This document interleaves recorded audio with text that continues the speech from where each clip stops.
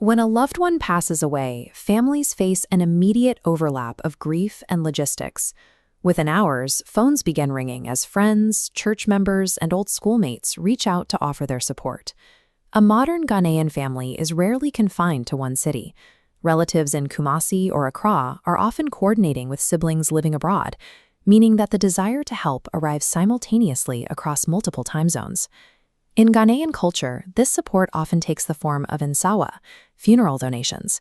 People do not only mourn with words, they contribute financially as a deeply ingrained act of sympathy and communal duty.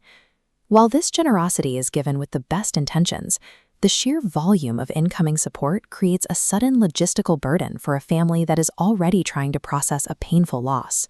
Without a central plan, families often default to whatever is fastest. One person might share a personal mobile money number on a printed poster, while another collects funds scattered across different WhatsApp groups. Relatives in the diaspora face a specific set of challenges. When sending funds to support the arrangements, they require a secure, official method, rather than relying on unverified numbers forwarded through social media. Operating with these scattered channels quickly breaks down record-keeping. Anonymous deposits arrive without reference names, cash is handed to uncles during planning meetings, and well-meaning relatives simply forget to log what they have collected. A lack of clear accounting creates an environment where relatives are unsure how much has been raised or who holds the funds. This uncertainty easily generates tension during a highly sensitive time. When relatives feel unsure about exactly where money is going, internal tension can quickly escalate into public misunderstanding. These preventable errors jeopardize the family's name and disrupt the calm required to honor the deceased with dignity. About a week after a passing, the one-week funeral observance provides a structured pause. This is the gathering where elders and the extended family gather to establish a unified direction for the weeks ahead.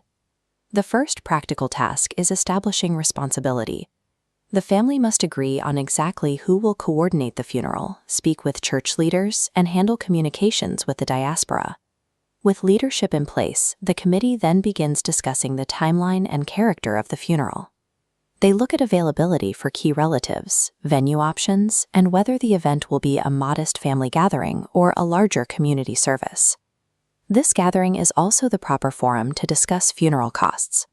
The family outlines expected expenses for transport, printing, and burial arrangements, and agrees on exactly how incoming contributions will be managed.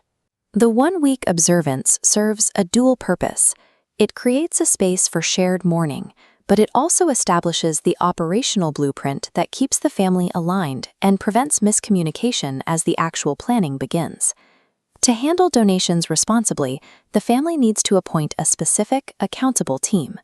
Their sole responsibility is to receive the funds, maintain accurate records, and report the totals. This committee must establish a single official donation route.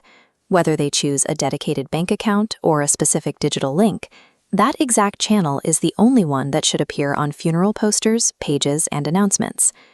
Organizers also need to communicate how the money will be used, adding a brief note to clarify if contributions are strictly covering burial expenses or if they will also support dependents after the funeral, ensures everyone shares the same understanding. Every single contribution requires logging. Keeping a continuous, shared record that notes the donor's name, the exact amount, the date received, and the payment method prevents funds from slipping through the cracks. Implementing one centralized collection point and one standardized ledger removes the ambiguity from the process. It protects the family's integrity and honors the donor's intentions. For relatives scattered across the globe, a unified digital funeral page provides a reliable anchor. Instead of searching through chat histories, family members can visit one trusted location for confirmed dates, venue details, and donation information. These platforms offer a direct donation portal. This allows diaspora relatives to contribute securely in the local currency, bypassing the risks of sending money through long chains of informal contacts. Even when utilizing digital tools, a strict financial boundary must be maintained. Funeral funds must never be mixed with everyday personal spending, keeping the donation account as an isolated, dedicated repository. Integrating these digital structures bridges the physical distance between local and international relatives. It allows a globally dispersed network to participate securely while enforcing necessary financial accountability at home. Once the burial and primary observances are complete, the coordination team has one final administrative duty. They must provide a thorough summary of all total collections and major expenses to the family elders and leadership. The family then shares a brief, respectful message of appreciation with the wider community, acknowledging the network of friends, colleagues, and extended relatives who supported them. This final update confirms that all contributions reached the family and were applied to the stated funeral expenses. It provides a definitive conclusion to the donation process, ensuring every supporter knows their gift was utilized correctly. Proper donation management is essentially an extension of Ghanaian hospitality and cultural respect. When a family carefully stewards the support given by their peers, they honor the tight-knit bonds that hold their community together.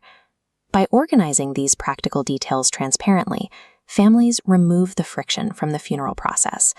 This clear framework protects their peace of mind, ensuring the community can step back from logistics and focus entirely on honoring the life that was lived.